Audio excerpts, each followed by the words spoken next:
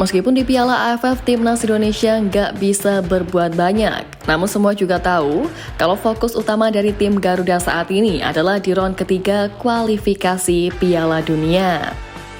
Ya, boleh dibilang sejak berhasil mengukir sejarah di Piala Asia, Indonesia benar-benar fokus untuk terus menyusun siasat agar mulai dari tim junior sampai senior, orientasinya udah bukan lagi ASEAN, melainkan Asia.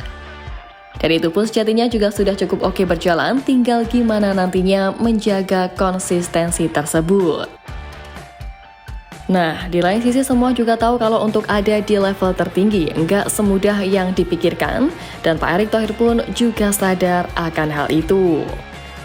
Makanya, sembari membenahi pembinaan serta kualitas liga, program naturalisasi pun juga semakin gencar dilakukan biar menaikkan standar dari Timnas Indonesia. Selain itu juga secara nggak langsung juga memberikan motivasi bagi para pemain didikan lokal agar terus bekerja keras serta meningkatkan kualitas.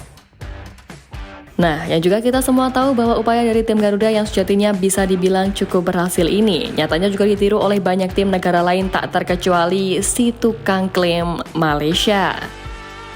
Ya, harapan untuk memproses naturalisasi pemain potensial dan berkualitas dilakukan oleh Malaysia. Namun nahasnya justru berujung pada kegagalan, memicu perbandingan dengan kesuksesan Timnas Indonesia yang berhasil dengan programnya. Baru-baru ini nama Josh Brownhill, gelandang berbakat dari klub Inggris Burnley, sempat ramai diperbincangkan di kalangan pecinta sepak bola Malaysia, di mana banyak yang mengklaim bahwa Brownhill memiliki darah Malaysia dan layak dinaturalisasi untuk memperkuat Timnas Harimau Malaya. Namun, rumor tersebut terbantahkan setelah Brownhill melalui akun Instagramnya mengakui bahwa ia sama sekali tidak memiliki darah keturunan Malaysia. Tapi gagalnya upaya Federasi Malaysia dalam kasus Brownhill ini bukan yang pertama. Sebab sebelumnya FIFA menolak pengajuan naturalisasi Madeil, pemain keturunan Malaysia Belanda yang dikarenakan tidak memenuhi syarat untuk bermain di Timnas Malaysia, sebab garis keturunan yang dianggap tidak cukup kuat. Ya, diketahui bahwa kakek atau nenek dari Dale tidak lahir di Malaysia, melainkan buyutnya yang lahir di Singapura saat masih tergabung dalam wilayah Malaysia. Selain itu pun ada pula Naim Gajia yang sempat digadang-gadang menjadi salah satu pemain naturalisasi potensial untuk Timnas Malaysia, juga dikabarkan menolak tawaran dari federasi, padahal FAM telah berupaya untuk mendekati Gajia secara langsung. Sebelum itu juga penolakan juga sudah pernah terjadi terhadap Harimau Malaya, di mana penggawa Newcastle United yakni Isaac Hayden juga disebut-sebut memiliki garis keturunan Melayu. Namun baru-baru ini Hayden juga menegaskan bahwa dirinya tidak memiliki darah Melayu. Alhasil, Hayden yang lahir di Inggris lebih memilih Jamaika sebagai negara barunya alih-alih Malaysia, sebab pemain berusia 29 tahun itu memang memiliki garis keturunan dari Jamaika.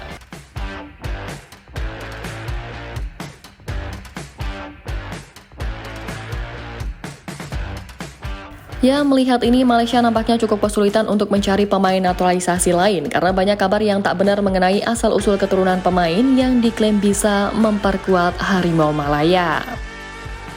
Selain itu, ini juga menjadi bukti bahwa Malaysia tidak berada di kelas yang sama seperti Indonesia dalam hal mencari pemain keturunan, yang mana berbeda dengan itu Timnas Indonesia justru susah dalam menjalankan riset mendalam untuk menggait pemain keturunan demi membela skuad Garuda.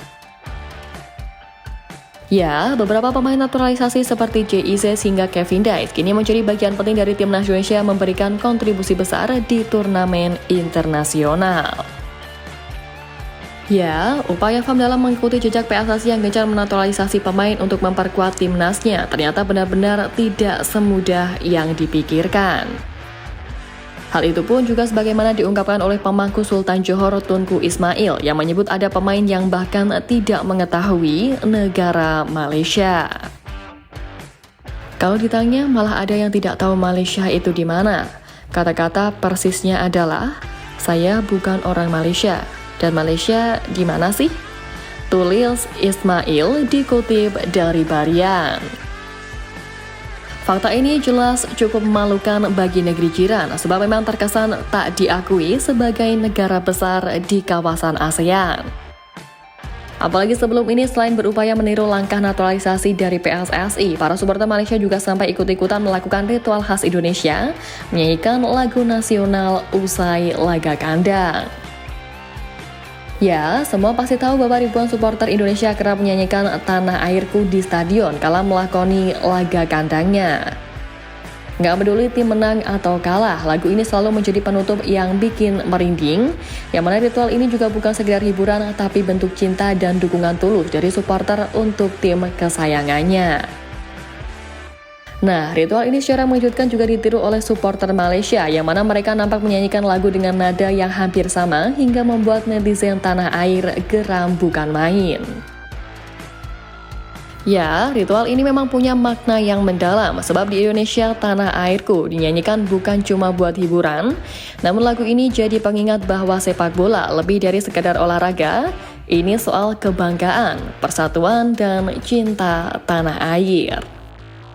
Ketika tim kalah, lagu ini menguatkan, ketika tim menang, lagu ini jadi selebrasi. Jadi, kalau Malaysia mau mengadopsi, apakah mereka benar-benar paham maknanya atau hanya sekedar ingin meniru atmosfernya saja?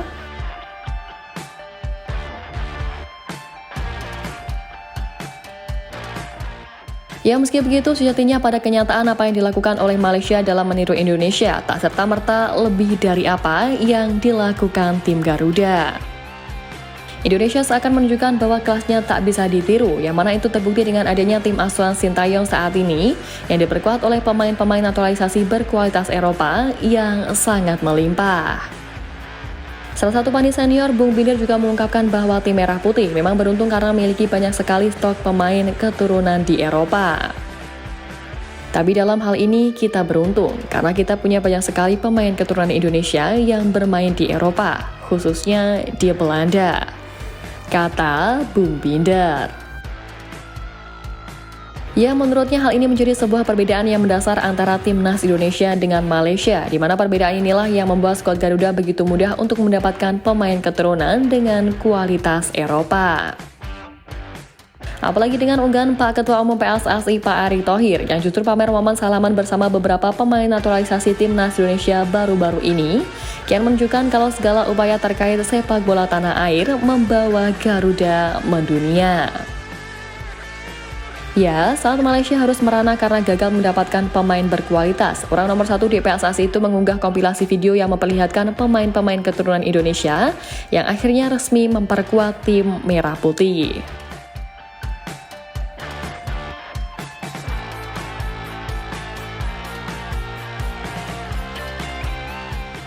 Nah, bahkan yang lebih gongnya lagi, para pemain berkualitas milik timnas Indonesia sekarang ini sampai diinginkan untuk bergabung dengan klub Inggris.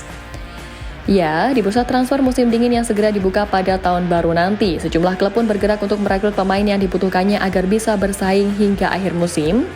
Di mana di kubu Indonesia, JIC sedang berkarir di klub Liga Italia Venezia, selagi sejumlah pemain dari kasta tertinggi Liga Belanda Eredivisie seperti Miss Hilgers dan Tom Hai yang bisa berganti klub. Sementara itu juga dari Denmark ada Kevin Dijk yang mungkin akan berganti klub pada bursa transfer Januari nanti, lantaran kontraknya bersama FC Copenhagen akan segera habis di akhir musim ini. Sosok bek sebelah bisa tersebut bahkan mendadak dikaitkan dengan klub kasta tertinggi di Liga Inggris Premier League, yakni juara Premier League pada 2015-2016 silam, Leicester City, yang diklaim perlu merekrut Dijk pada bursa transfer Januari mendatang. Ya, dibeberkan oleh salah satu akun supporter di media sosial X @PlutinLCFC. Akun tersebut mencantumkan nama Kevin Dijk dalam daftar pemain yang harusnya direkrut oleh The Foxes, yang mana mereka merekrut banyak nama. Selain Dijk bersanding dengan para pemain timnas Denmark seperti Andreas Skov Olsen yang berkarir di klub Brugge. Tentu penyitat ini tak bisa diragukan lagi bahwa selain sukses dalam program naturalisasi, Indonesia juga sukses dalam menggait pemain berkualitas yang juga papan atas.